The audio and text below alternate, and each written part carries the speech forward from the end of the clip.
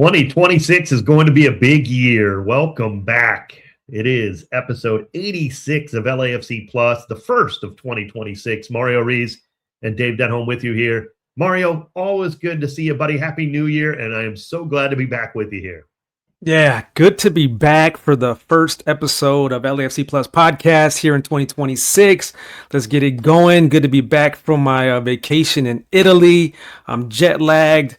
The jet lag is brutal right now, but let me tell you that it was all worth it. Yeah, I'm sure it was. We'll definitely be getting into that. Mario, it really is just hitting me now. This is the third calendar year that we've done this show, right? Yeah. We started back in 2024. And LAFC Plus weekly episodes, during the season. Of course, here in this the postseason, if you will, or the off season, I should say, we do it like once every couple weeks. Back at it now here in early January, episode 86, and we are just really thrilled and growing all the time. We appreciate all your support, but I do want to get right into that, Mario. Trip of the lifetime here for you, and, really, and I'm jealous. I happened to go to Italy many years ago, couldn't get to a soccer match at that time. And you, my friend, did it right. So kudos to you. Yeah. I'm jealous. I want to hear about it. We had so many adventures. I mean, every single day. We were there for 10 days, stayed in Rome, went to Como, Assisi, Milan. And of course, we did the mandatory Vatican. We did the Colosseum. Sure. We saw the Pope at the Vatican as well. And we went to some football matches and we ate some great food, did some shopping.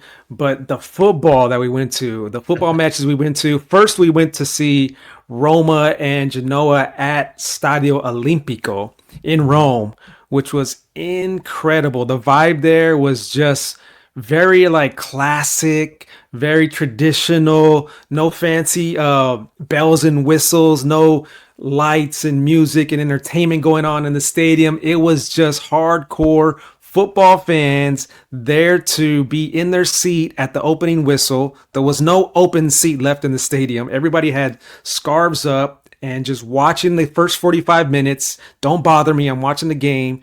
And then halftime, which was just a short little break, right? And then back to another 45 minutes. And the football there in that match was very, very a lot of talent, a lot of battling. Yeah. It was just very easy on the eye. Guys that were just battling for every single ball, but with a lot of respect as well. So there was no, type of foul play or any mouth talking going on, trash talking going on. Matter of fact, I didn't even remember what the referee looked like. I don't remember his face. I didn't notice a referee, nothing. All I saw was just some excellent football, building up from the back, getting it to the middle of the pitch, then getting it onto the offensive side and having some good chances at goal. It was great experience at awesome. Roma at Stadio Olimpico. Yeah. But then we went over to Como a couple of days later, and that is just something unique. That is very, very unique. The football that was on the pitch was excellent, just like in Rome, just like at the Roma match. The football on the pitch was excellent, but the stuff off the pitch that they do, the VIP type of experience, is something that I've never experienced in my entire life of going to sporting events, on and off, behind the scenes type of stuff that you and I get to experience just by working in the sports world. Nice. We get to see some cool stuff, but there at Como, it was just ridiculous what they do with their VIP experiences, and just like the stadium is on the lake. The backdrop, when you're watching the football match, the backdrop is just a big old Lake Como.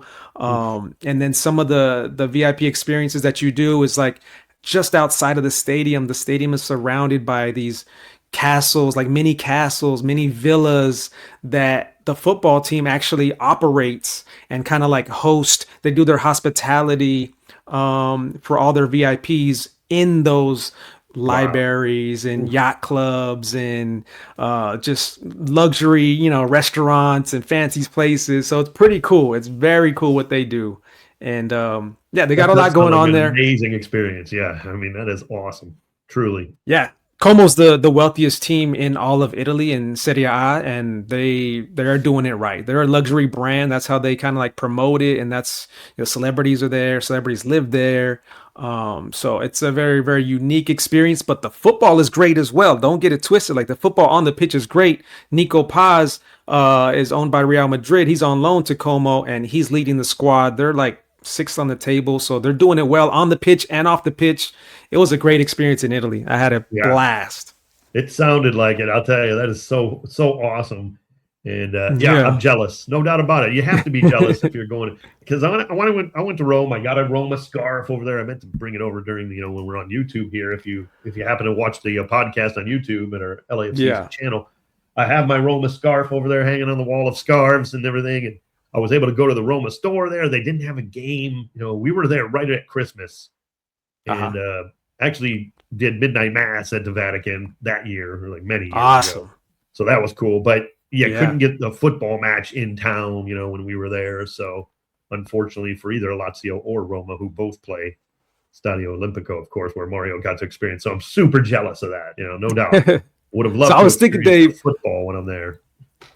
This has me thinking, like, if you could build the ultimate LAFC match day VIP experience, what would it be for you? Okay. Well, first and foremost, not to sound like a Yahoo, but if you're new to the LAFC channel here and you're new to LAFC Plus, we happen to work on the radio for LAFC. I do the play-by-play, so we have the best experience first and foremost, right? We're doing every game, but we're not fans, in the same, like on game day. It's different, Dave. It's different. Working. We don't get to enjoy it as a fan. I've done it once in my entire existence of LAFC. I've done it one time where I went and enjoyed it as a fan because we weren't broadcasting that game. I forget what game it was. Wait a minute, Champions Cup one time when we weren't doing. There we go. So I got to experience it like that. Champions League, exactly. Yep. I did once as well. Now, but I'll be honest with you, even that night, I kind of just went up to our booth. I almost approached it like a game, where we were actually broadcasting. At the time, we didn't have the rights to that, so we weren't able to do it. So I was kind of in the booth watching it as if I would. So I didn't even do it right, if you will, as a fan. So I love this question. I actually would feel like I want to make it a whole day. Let's have fun with it. Like, go over the top. I mean, I told you what they do at Como and some of the crazy things that they do there. Just whatever, a dream type of day, a whole day. I would want a night match, like at BMO. Not that I don't like day games. In fact, I think we should have a few more of them every now and again. I really do. I love them. But it's just better at night, for me, like just to build up even the whole day, getting ready just as a fan. Just that excitement, plus it's like, in the dark, under the lights, whatever you want, whatever cliche you want to use, but it is true for me. So I would start the day going to like probably Republic, one of my favorite spots, over in La Brea, get a great breakfast, whatever. Really take it easy. I know if I'm going to be a fan for this game, I know it's coming, hopefully it's like obviously either LAFC or LA Galaxy, like taking on the Galaxy or taking on Inter Miami on a game or some big game, playoff game, whoever. So then I'm gonna, before the game, I'm going to Holbox, no doubt. I mean, like it's automatic. I'm gonna basically eat myself into a stupor there, which is so good. But try not to go too crazy because you do have a game to go to. Then I would honestly, I know this sounds like maybe some people would, have different whatever. I would go to the Founders Club. I love it. It's a great place, no doubt about it. And I would do all that for the first half. Okay.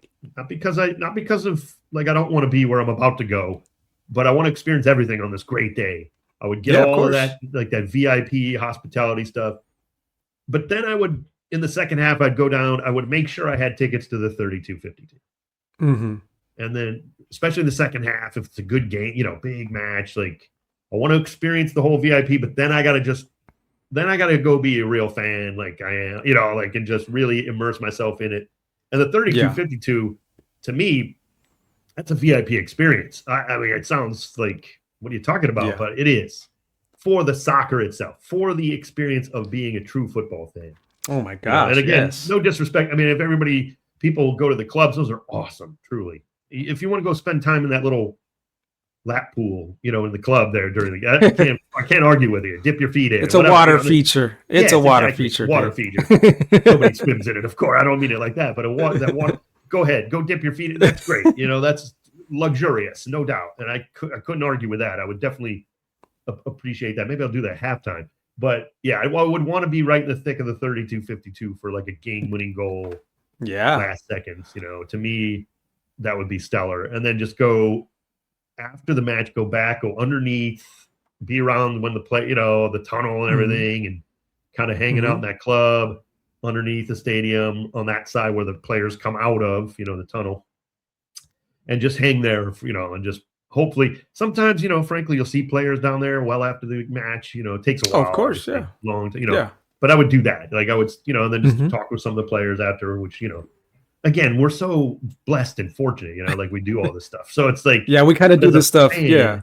It would be different, certainly. It would. And that would be my ideal day, winning a huge, winning MLS Cup, whatever. I mean, even if it's not, maybe even if the game is not that big, it still would be winning a match, celebrating the 32-52, probably being soaked with beer, I would imagine, in the 32-52. That's a must. Which is fine. That's no choice. Yeah, absolutely. Yeah. So that's my ideal day at BMO Stadium. Now, again, the build-up is important too. It's that, really casual day in LA. I'm not going to go do anything crazy. I want to go to my favorite restaurant spots just to build up, during the day, even before we leave for the game. But I'm not going to do anything nuts because I got to save my energy. It's like the 32-52 in all of BMO, really. It gives you energy, Mario, but man, it's like you got to contribute. It's an experience. It's like part of it to me. You can't just don't go to BMO just to observe. Like you, even if you're not like dancing in the 32-52, you have to become part of it. And that's what I feel like we do, and even in the broadcast, like I try to, like it sucks you in the best way possible. So yeah, I mean, you can't knock that, Dave. Yeah, what a day. That's pretty good. Yeah, I mean, because I just feel like there's so much of it. That's the beauty of football in a lot of ways to me. In great soccer and great experiences, it's like the game. It's so integral to it because it's so beautiful. It's so, and I know it sounds cliche, and we're starting off the year with this. It to me, and remember, I have a soccer story that I was not a fan when I was a kid. We were supposed to hate it where I grew up, just for no reason, but we were supposed to hate soccer. Now I'm an old man, so it's a long time ago. But to me, the game is so much better than the other sports, just by the game itself. Yeah. Right. I love the other sports. I do. Yeah. Followed them my whole life and still do to this day. Like I'm not trying to, mock them, but the game itself, to me, that's where I really fell in love with it, which is different than the other ones in a way. The other ones are more like, I love that team. I'm from Cleveland, so I love the Browns. Of course, my dad and I watched it. I was sitting in the living room floor. Soccer wasn't like that for me. The game drew me in, and then the fans, of course, were a big part of it. Culture. All the yeah, no doubt, that's a big part of it. But huge. The game itself is beautiful, and it is a part of that. Even though the 32-52, they provide the atmosphere and all these ultra groups and whatever all around the world.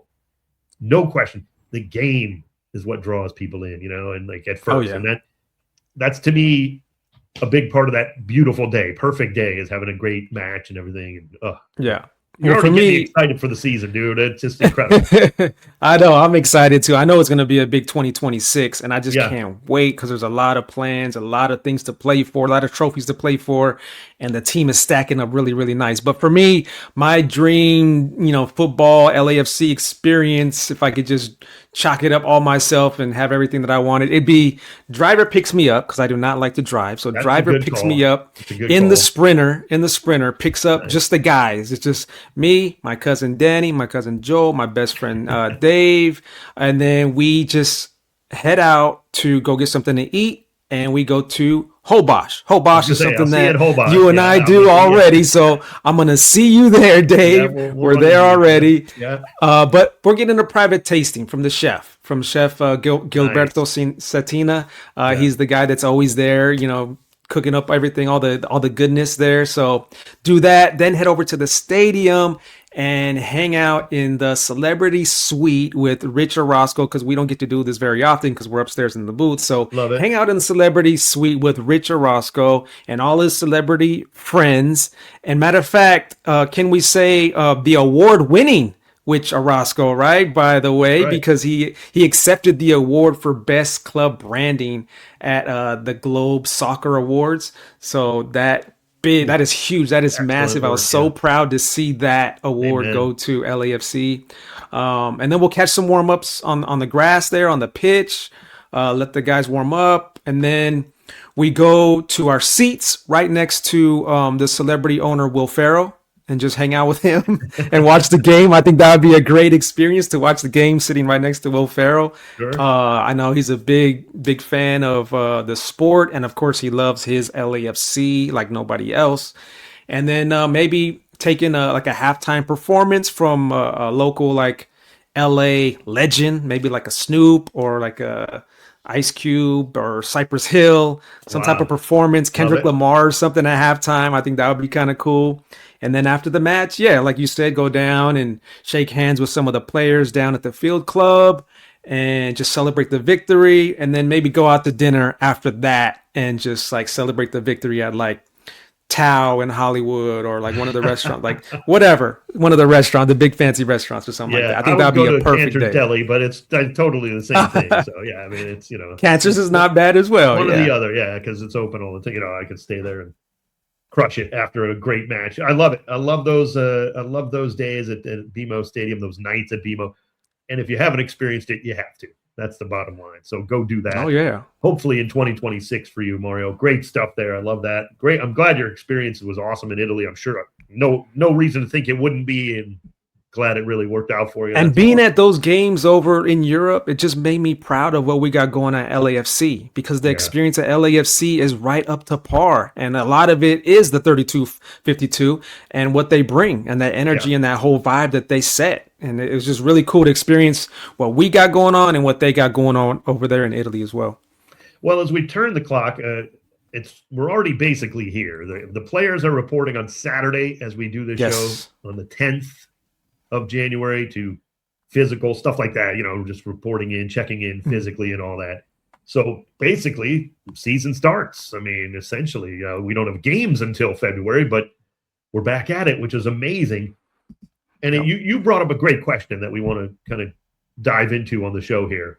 What does a successful 2026 look like for LAFC? That's a great question. Yeah. It really got my head spinning in so many directions, because So many, yeah. it's not a cliche. We talk about it a lot. The club talks about it. Every competition you're in, you're supposed to win. Mhm. That's the bottom line. That's the goal.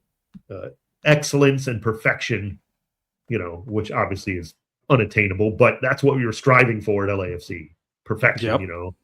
In every area. So you strive for that at all times. So it's hard to kind of just three things even, but it's a great question, because what I did, Mario, with my list, if you don't mind, I'll start because I don't know where. Yeah, go ahead. You. Mhm. With my list, I kind of wanted to start with something kind of to get the season going, if you will, and then a major goal for what to win, and then kind of what I want to see in terms of some things that people can accomplish, which I think would be amazing. All these things, and now again, we want to win everything first and foremost. Of course. But Yeah. what I want to see, a successful 2026 would be adapting to Marc Dos Santos' style quickly. Mhm. Now that's whether it's not that much different from Steve or a lot. Maybe it's we have yet to see how he's going to play with LAFC. We know Mark from obviously being a manager at Vancouver. He was an assistant with LAFC before he took that job, so we know how he did it with Vancouver. That's a different roster. That was a whole different setup. They were in the middle of just the stuff you hear him talk about, middle of COVID. Like it was just a mess. Like he didn't say it that way, but it wasn't like a great situation to be a manager in for anybody really. But so we can't really just say, well, that's how he's going to play for sure, because they have different roster, different, squad, all that. But I'm curious to see how quickly they adapt to what he's trying to do. Yeah. Whether that's virtually the same of what Steve was playing, or if it is different. And we think there's going to be some differences. I don't think that's a big reach. So how quickly can you adapt to that? Because you're going to have to hit the ground running, right? With this next thing I'm going to talk about. I want to win CONCACAF Champions Cup. I don't want to have a good run. I don't want to look good. I don't want to play Inter Miami again after we play them in the open. I don't care about that. Like, I'm glad we're playing Lionel Messi in the opener of MLS. It's amazing. But I want to win Champions Cup. I don't care if we have to play the 12 worst teams somehow all upset people along the way, and we win by playing nobody that we thought was going to get there, right? I don't care. Yeah. Like, it doesn't matter. I don't care if we have to play Club America or any other, no disrespect to some of the other teams. You know what I mean? I don't care what the path is. I want to win CONCACAF Champions Cup. And I also I want Denis and Sonny. I think this would be amazing if they can combine for at least 15 game-winning goals. Yeah. Because obviously they're very important to the offense. We know that. They're going to be most of the goal, providing, that's who they are. Those are the two types of – they're already obviously very well acquainted with each other's game, and they clicked fast. But what the 15 minimum game-winning goals does to me is it means we're winning a lot of games too. That's part of the, that's my what would be a successful season. If those two are really clicking again, and because they're getting so many game-winning goals, it means we're winning a lot of games. So that is a very successful season for me. So I kind of like use it as a, Now, of course, that's obtainable. It's not like there's obviously other goals which would be success. But those things would really look good for me in 2026. How about you? Your last one about the game-winning goals, that's obtainable. I like that one. I think winning CONCACAF Champions Cup is definitely obtainable as well for LAFC. Sure. And I think the first one was, remind me again what the first one was? Adapting to his style. Adapting to Marc Dos Santos. Yes, I think that one is that one is definitely obtainable as well, because they're already familiar with Marc Dos Santos, and Dos Santos is definitely familiar with LAFC and the players. So all those are good ones, and the good thing is that they're all obtainable. So I like that. For me, success looks like my first one is I do want to win that season opener against Messi and the defending champs Inter Miami at the Memorial Coliseum. I think that's a huge way to start off the season, just set the tone. I know it's going to be tough because CONCACAF Champions is right there before that. So that's going to be a tough one to win, but I think that's a huge way to set off the season. And that is February 21st at the Coliseum. So that's like about a month and a half away. So it's just right around the corner. And then the second one for me is I think Son Heung-Min has a real chance to win the MLS Cup, MLS MVP award. Ooh. The MLS MVP. I love it. And he already hit the ground running when he got here towards the later part of 2025, and he didn't have to adapt. He just right away, he was just banging goals, assists, everything. So just imagine like a full preseason with Sonny, a full season with Sonny. I think that could be something very, very special. And I do like what he told one of his teammates when he visited Tottenham in the offseason, where he said that he let Messi win last year, and next year LAFC will be on top. I love that confidence. I know he's joking around, messing around, but I do like that he says stuff like that. So yeah, Sonny winning MVP, I would love that. And then lastly, I want to raise the trophy. I want to raise the trophy for CONCACAF Champions, just like you just said earlier. Yeah. I think I feel that same way. I know the players and everybody feels the same way. They just got to show that they are the kings of CONCACAF and they can do it. I think the time is now. I think that there is a sense of urgency from the players, from the coaching staff, from the front office, even the fans kind of like feel it, like they got to do it now. So I think getting into the FIFA Club World Cup would be, a big goal. So that would be awesome, a huge accomplishment. And I think those are my top three right there. Now, here's the funny thing. There's so many things that can make your season a success, in my opinion. Yeah. Because if we didn't get any of my three and we won MLS Cup, that's a success. Obviously, that's certainly a huge goal. But we were kind of picking things that we really were interested in seeing and everything. Kind of making it a little more interesting, I think. And I think your list is tremendous too. So, but if all the stuff that we listed doesn't happen, but we win MLS Cup, it's still a successful season. That's true. That's there's true. so many great things you can play for when you're LAFC. That's the bottom line. Leagues Cup, Champions Cup, MLS Cup. Of course, we want to win it all. So we're excited, no doubt. Well, Dave, along those lines, Dave, like where do you rank the priorities for LAFC? I know, like you say, that we all want to win everything, right? But some trophies are, higher on the trophy cabinet than others. So like you said, you got MLS Cup, you got Supporter Shield, Leagues Cup, Conca Champions. Just between you and I, what's the top priority? Yeah, to me, I always felt it was MLS Cup, right? That's the championship of the league, and that leads you to other. I think right now I want to win the Champions Cup as the number one priority. Now, maybe it's because it's first, too. Like it's coming up here, and as Mario said, barely a month away, kicking off Champions Cup too, not only in the regular season. But I can't differentiate between that and MLS Cup. Like there's just no space there. Like you have Leagues Cup, yes, I love it, but that is a little bit like that is not my first priority in terms of. It doesn't mean it's not important. You have to perform well there to get into Champions Cup. That helps. Obviously, it's another way to get into Champions Cup. So there's all these cool things that are attached to every one of these competitions, frankly.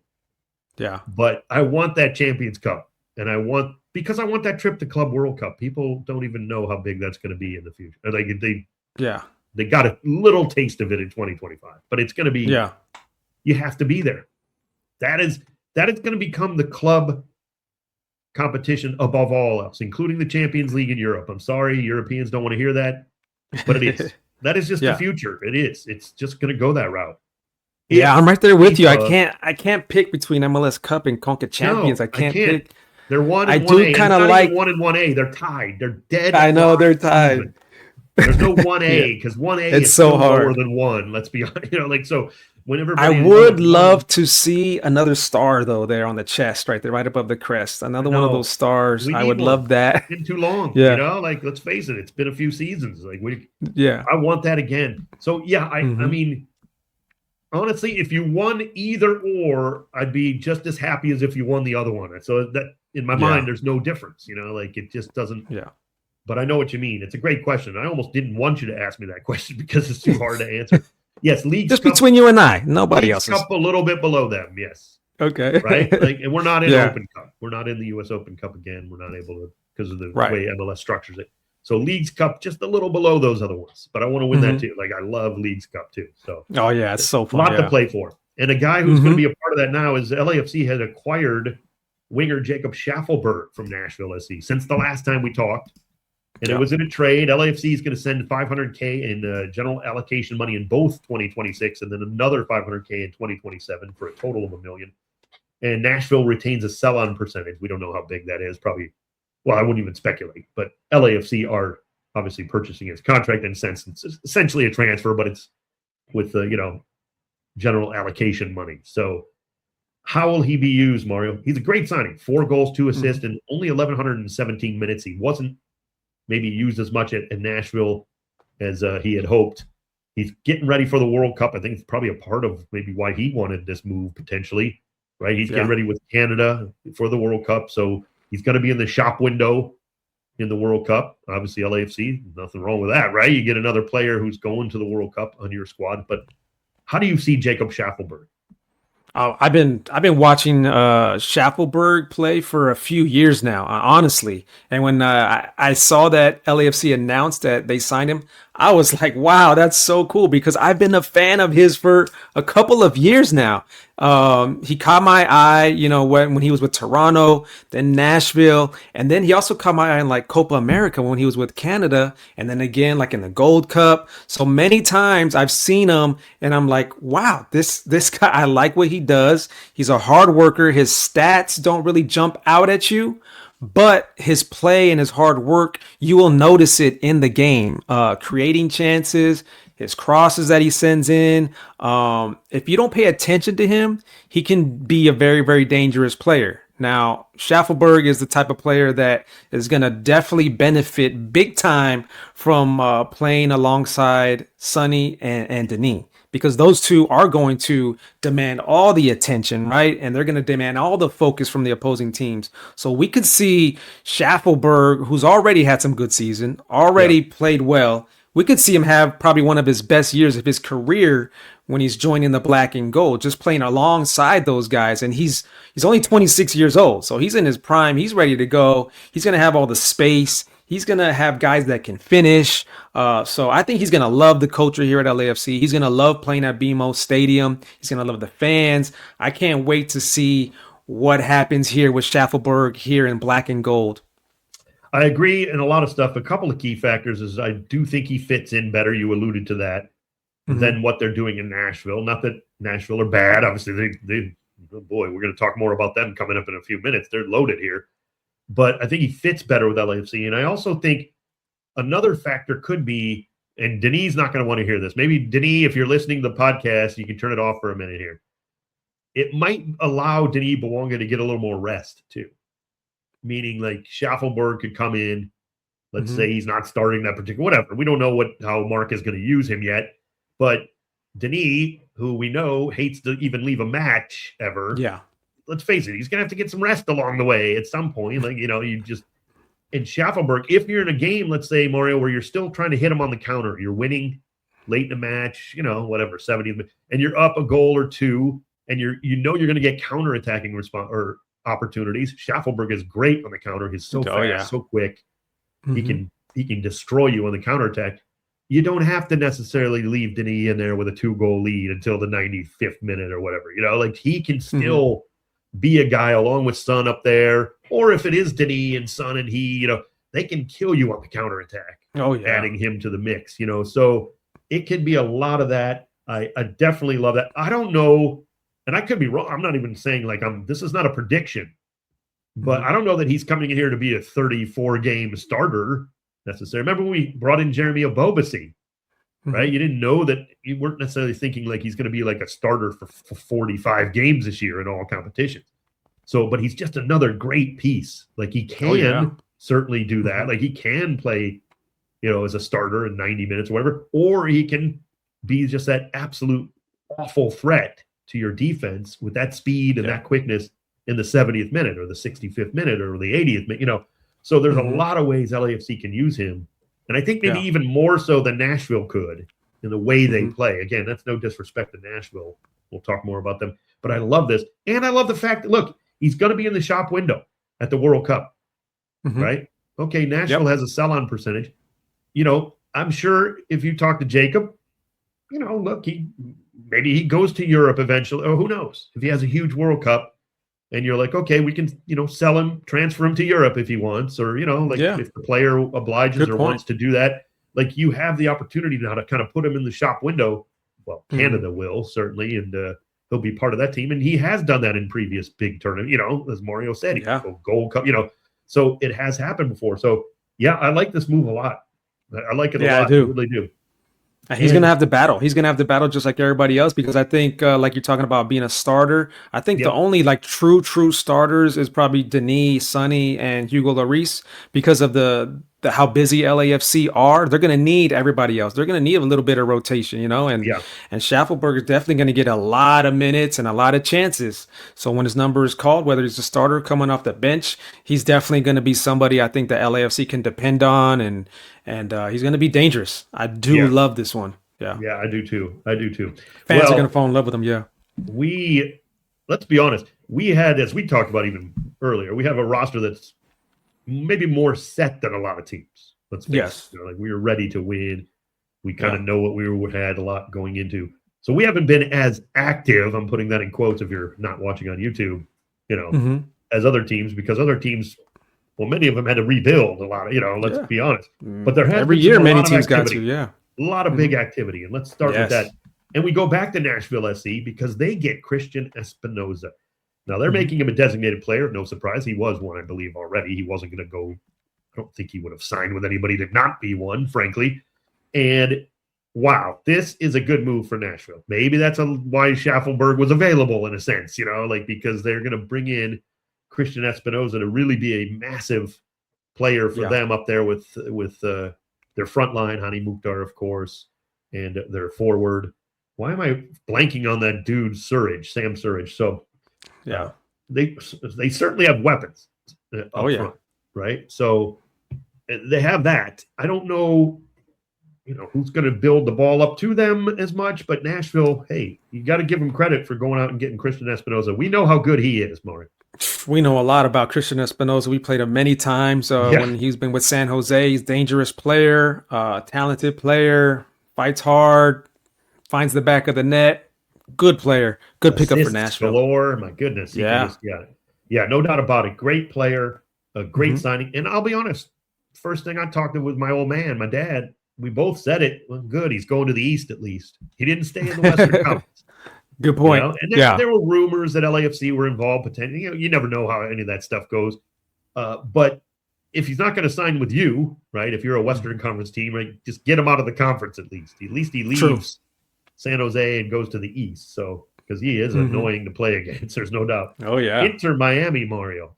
Inter Miami. Look, they're the defending champs. It's not just Messi that obviously that helped them win. Of course, he's a big part, but they are just reloading going into this season with more signings. Holy cow! And David Ayala from Portland, a very young, good player in there, maybe stepping into the kind of a defensive midfield role.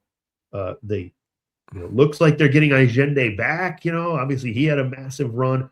Dane St. Clair, goalkeeper of the year. Obviously every year he's a candidate for that too. Helping in the defensive area with Mikael coming back on loan from Palmeiras, who had a great run at Houston, very good young player. Mario, top to bottom, this team is going to be loaded again, but they are reloading for this. They are not resting on their laurels of a championship. And then there's the report of Miami making a $3 million bid for Tristan Blackman as well, defender of the year. Former LAFC draft pick too. So not a done deal, as Mario said. It's not a done deal. It's a report. But that just shows you they're trying to set the bar very high in MLS. Yeah. I don't know how they're doing it, but they are doing it. And I think other teams around the league should take note and try to do the same, right? Because it makes everybody that much better, that much more competitive. But wow, it is good to see Tristan Blackman, do his thing and develop defender of the year and all that. And now possibly going to play alongside Messi. That would be awesome if that does come to fruition. But Miami, Dane St. Clair as their new goalkeeper of the year, like you said. So many signings, just always improving, always looking to make better and just to win more trophies. They are setting the bar high, and I love that for MLS, and everybody else should do the same. Yeah, I don't disagree. And here's the thing. Look, if you're a fan of a team, who's not Inter Miami, of course, you're going to sometimes you get jealous or you get upset. Like, how are they doing this? Oh, this is ridiculous. And, Inter Miami had some issues in the past handling the salary cap. So people are always going to go back to that. Oh, they're cheating, or, they get to sign everybody. Yeah. Let's remember who they took off the books from the salary cap this year. Sergio Busquets retires. Jordi Alba retires. That's a lot of cap space right there, and designated player spot. Like they had room, people. Now they've gone out and done with it, some amazing signings. So people are upset. I get it. I'm not happy that they're reloading. Obviously, I would have rather they, stumbled over themselves and just celebrated their MLS Cup, and hopefully they lost their way, but they didn't, and I'm not happy about that either. But you can't just say, oh, they get all this money in the cap. Well, they lost a lot of players, like big money players. That's true. So yes, of course, they're going to have available cap space. They're going to have the ability to do some of this stuff within the rules of MLS. So we might not like it, but it's not like they're going out and just totally flaunting the rule. It's not the case. They lost a lot of players, in terms of cap space and talent, and they had to go out, and you can't just lose those type of players and not replace them. Now, I'm not saying you're going to get guys who are as good, you know what I mean? Like, obviously you can maybe improve yourself in other areas. You're not going to get another Sergio Busquets. There is no such thing. Or Jordi Alba, but they go Reguilon, they get him, former Tottenham player. And that obviously for a team who's not Inter Miami, that stinks. We don't want them to be this good, but they're not, they had plenty of cap room. They had space. That's the bottom line, and they're going out and using it. DC United. Holy cow, Mario. We could always count on them as being basically the doorstop of MLS lately. I mean, they're just dreadful. Isn't that sad though? I mean, one of the Yes, but here's the OGs of thing. the league and has trophies and everything, but as of late, oh my gosh, yeah. One of the best off seasons so far though this year. I mean, you're Yeah, talking about just players coming in who are talented. Let's face as it. they should. Let's go, DC. Montaigne coming in from Yeah. CF Cluj, of course, formerly of Fiorentina, young Hmm. striker. Not terribly young. He's got experience. I think he's 23 or something. Spent a fortune for him. That might be a club record. What they reportedly have spent on him. Sean Johnson even coming back. A Yeah. good goalkeeper. Like coming in. They got defenders they're bringing in. DC United's not going to be the doormat that they have been. Just walk all over them. Oh, by the way, LAFC played DC United this year too. Couldn't we have played? Couldn't they just had one more year of being pitiful? So we could, but of course they got to get better. But yeah, they look like serious, and a huge blow to MLS as a Yeah. whole. Now, people, I know it's a rivalry, it's a bitter rivalry, but Yeah. Ricky Puig will miss the 2026 season. LA Galaxy reporting that after he apparently needs another knee surgery on the same knee that he injured in 2024 that caused him to miss all of last season. Well, it appears he's going to be out again this season. And look, Yeah. From a human standpoint, you don't want to see this happen to anybody. I mean, this is not what you want out of for any athlete out there. I don't care. I know we have a bitter rivalry. Of course, we want to beat them. And, bottom line, this will help us probably beat them. You know what I mean? Like, it makes them worse. Let's face it. But that's not important at this point. It was devastating day whenever I read about that because I was actually I remember I was just laying down in the bed in Italy in the hotel room and I just read that news and I was just like, oh man, it hit me, man, because that really is devastating. And actually, when I was on the trip to Italy, I was with a buddy, Jeremy, who used to work for the Galaxy as well. Mhm. And we talked about it, and we wish nothing but the best for Ricky Puig because he truly is a special player. And I hope that he can come back sooner rather than later and just come back as good or even better than it was before. Yeah, he's the kind of player that no matter if he were to leave the Galaxy and go, I don't know, wherever, go back to Europe, I would watch. Yeah. I would. Oh I would yeah. watch him because that's the type of player he is. I like his style of play. I hope he loses every match. Yeah. That's obvious. But I like his style of play, and he's fun to watch in that sense, And so, yeah, obviously, speedy recovery. I mean, not even speedy recovery, full recovery. Let's not, he's going to be out for this season. So hopefully it's a full recovery for him as a player and more importantly, as a human being, So, and some other news that's interesting. Liga MX, of course, kicking off Clausura. Just not quite as we speak, but it'll be happening if you're listening to this podcast a day or two after we do it. It's already going. Joseph Martinez, Mario? You might have to go down south again for a little bit more. Yeah, I know might you have like to to do travel that down there anyway. I do like to go to the Cholos matches over there in Tijuana, and I think it's a good fan base, a passionate fan base. Joseph's gonna like that. He's gonna live like a king in Tijuana. He's gonna love that as well. Playing alongside one of the brightest young teenagers in all of football, Gilberto Mora, the Mexican international. I think that would be awesome to see those two play alongside each other. And I do think it's a very important part of Joseph's career right now, too. I mean, it's kind of like a do or die season, I think, for him. He's 32 years old, if I'm not mistaken. So I think it's a big season for him, and I think he could have some success out there. Yeah, I think he's still got it in him. There's no doubt. He's got goals in him still. Yeah. And Cholos need that. I think he will be a big part of that, no doubt. It's a good signing, no question. I think it's a good move, as you say. I think it's a good move for him, too. Just to he is a big enough name. He's got that cachet, which is kind of cool if you think about it. Now, I know he was playing, he's played with the Venezuelan national team and everything, and he was in Italy when he came over to MLS. But he's going to Mexico. Cholos are signing him because he was a star in MLS. Let's be realistic. And that is cool. Yeah.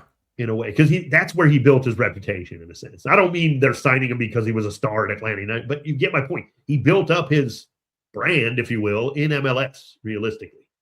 And has been loved watching him play in those days when he was killing it. I mean, he was a stone cold killer. I loved it. Yeah. I mean, could have had the record if it wasn't for Carlos Vela's, amazing season. He would have been right up there, like as one of the best goal scorers in terms of even a season. So this is a great move for both. Really, I'm very intrigued and excited to watch him. Honestly, I think it's going to be very interesting to see him down in Liga MX too. So that's getting kicked off. I can't wait.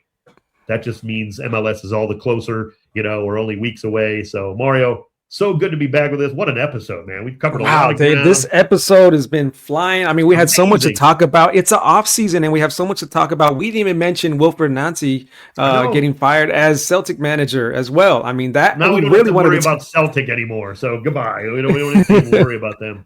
Who are they again? Yeah. Who cares? So, but now that also, puts maybe a little more pressure on teams, even in MLS. Mm-hmm. If you start off really bad, there's a guy like that out there who knows the league, good manager, maybe. Mm-hmm. These are interesting, intriguing kind of things that could happen to teams as we go forward. That's why we love LAFC Plus. That's why you should be listening each and every week. Now, in the off season, again, we're on our bit of our off season schedule. It's every other week. So we'll be back on the 22nd of January. Coming up with our next episode, a couple of Thursdays. Okay, sweet. So, I did not know when our next episode is, and now I know. Thank you for telling me, Dave. Absolutely, brother. This is LAFC Plus. He is Mario Ruiz. I'm Dave Denholm. Thank you again so much for joining us. Here we go. We're back at it for 2026. Mario, take us out of here, brother.